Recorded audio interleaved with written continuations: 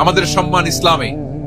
ইসলাম সময়ের অপরিহার্য বাস্তবতা, অপরিহার্য বাস্তবতা।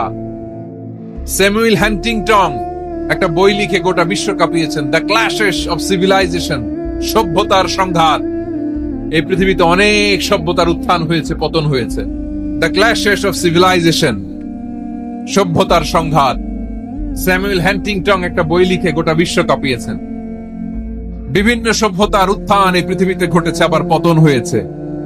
এই পৃথিবীতে এসেছে আর্য সভ্যতা, বৈদিক সভ্যতা, মেসোপটেমীয় সভ্যতা, মহেঞ্জোদারো সভ্যতা, সিন্ধু সভ্যতা, অনেক সভ্যতা। এখন চলতেছে পাশ্চাত্যের ডোমিনেশন, তারা এখন সুপার পাওয়ার। স্যামুয়েল হান্টিংটন বলে এক সভ্যতা, এক সুপার পাওয়ার বেশি দিন প্রভাব খাটাতে পারে না। এই পাশ্চাত্যের এই সভ্যতারও একদিন কবর রচিত হবে, এটাও একদিন নিচে নামতে বাধ্য হবে।